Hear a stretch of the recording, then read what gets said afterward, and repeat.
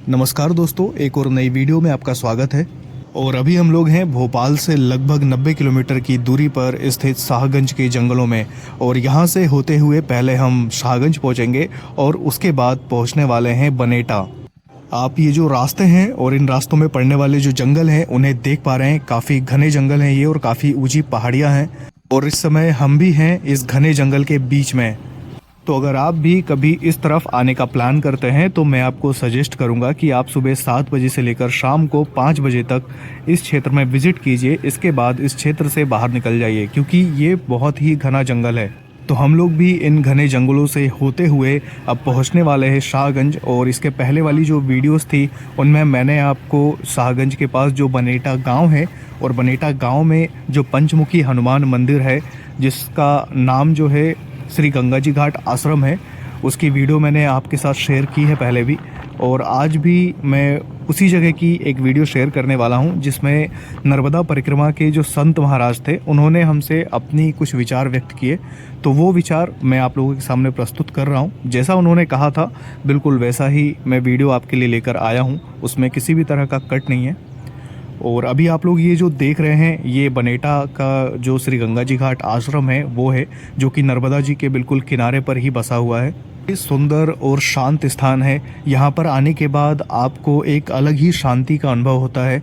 अगर complete video आपने नहीं देखी है तो उसके लिंक मैं आपको डिस्क्रिप्शन में प्रोवाइड कर दूंगा, आप उसे देख सकते हैं। और यहाँ पे जो महंत जी हैं उनसे भी हमारी जो बातचीत हुई थी उसकी भी डिटेल वीडियो मैं आपको डिस्क्रिप्शन में और आई बटन पे दे दूंगा, तो आप उसे भी वहाँ से देख सकते हैं। ये भगवान शिव का एक मंदिर है इस आश्रम में। और इसी मंदिर पे हमें नर्मदा परिक्रमा के जो संत महाराज मिले और उनसे जो हमारी बातचीत हुई वो आपको सुनवाते हैं। संत महाराज हमें मिले, इनका स्वभाव बहुत ही सरल था और ये कुछ अपने विचार व्यक्त करना चाह रहे थे लोगों से, युवाओं से। तो आपको सुनवाते हैं। युवाओं को वो कुछ संदेश देना चाह रहे थे तो आपको सुनवाते हैं उन्होंने जो भी संदेश दिया है युवाओं के लिए। नर्मदे हर महाराज जी। मैं ग्वालियर से हूँ जी कक्षा तीसरे में मैंने कभी नर्मदा का आख्यान देखा था जी।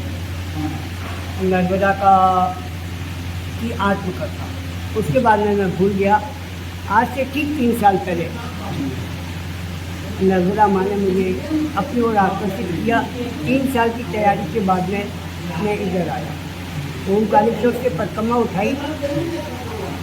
फिर मैंने ये देखा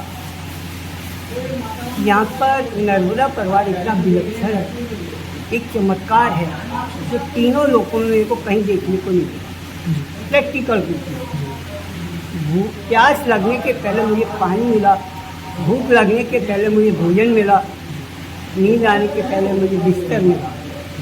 और ये परिवार ऐसा है जिसको मैंने कभी देखा नहीं, कभी सुना नहीं। वो ऐसे आकर के करते हैं सेवा।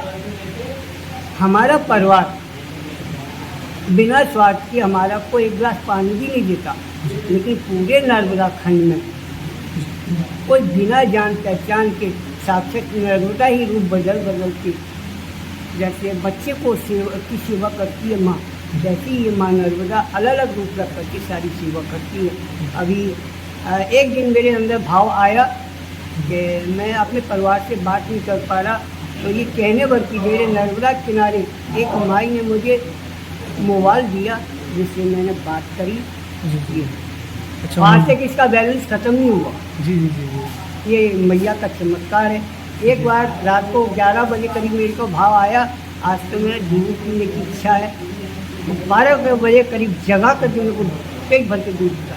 अच्छा, कैसे ये चमत्कार है, वो कैसे हुआ? ये मैया का ही चमत्कार है। आप भी यदि अभी विचार करोगे आपको क्या खाना है, जी जी।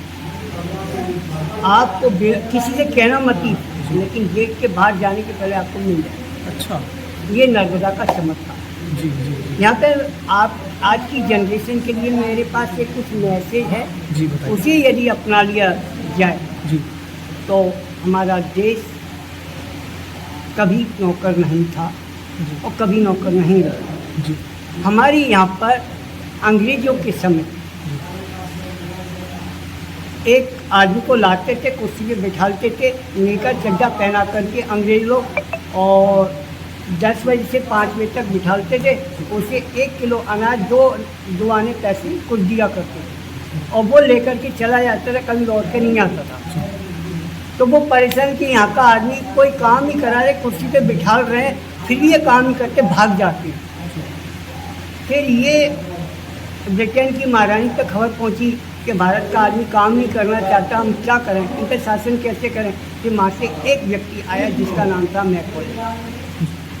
मैकोले ने आकर के गांव-गांव जाके, घर-घर जाकर के सर्च किया, देखा बालक गोदी में बैठा है, कुम्हार चाक चला रहा है, बालक गोदी में बैठा है, लोहे का काम कर रहा है, सुनार का काम कर रहा है, दर्जी का काम कर रहा है। भारत के अंदर हजारों काम है, सभी लोग बच्चे गोद में बैठ कर के सारा काम कर रहे हैं। और 14-15 साल की उम्र में जब इनकी शादी होती है तो जो बच्चे अपने माता पिता का काम देख के वही करने लग जाते हैं, उनका आय का जरिया बन जाता है। कोई स्कूल नहीं जाता, 6 महीने पढ़ने के बाद में इतना योग्य हो जाता है। आज की शिक्षा मैकोले से भरी हुई है। चैलेंज के साथ कहता हूँ, कोई भी 20 साल 30 साल पढ़ा हुआ बच्चा मेरे पास आ जाए, मैं लिख कर के सामान दूंगा, 100 रुपये दूंगा, बिना कैलकुलेटर के। वो 24 घंटे में भी सामान लेकर के हिसाब लगा के नहीं आ पाएगा। रत्ती मासा तोला, जो व्यवहारिक जीवन में काम आने वाली चीज़ें वो बिल्कुल जड़ से हटा दी। विद्या बुरी नहीं है, गुलामीता के लिए जाना, आत्मनिर्भर न बनना, ये गुलामीता है। पढ़ो लेकिन पहले एक हुनर सीख लो, आत्मनिर्भर बनिए, नौकर मत बनिए। मानसिक रूप से नौकर क्यों बन रहे हो? माता पिता का सारा धन बर्बाद करने के बाद में, 30 साल बिताने के बाद में, आधा जीवन बिताने के बाद में आप किसी के नौकर क्यों बनते हो? अरे हमारे भारत के अंदर इतना रोजगार है, 10 लोगों को चैनल बना कर के सिस्टम बना के उनको भी रोजगार मिले, आपको भी रोजगार मिले। ऐसा काम करिए ना।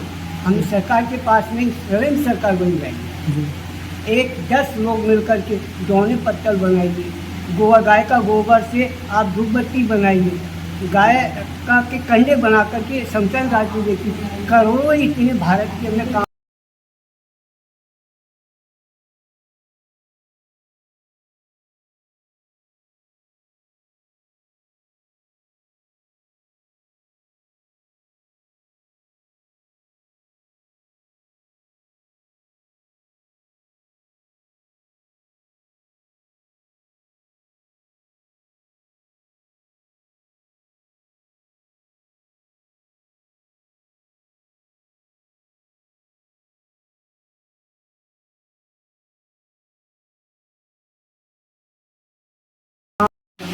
लाने का प्रयास। जी जी महाराज।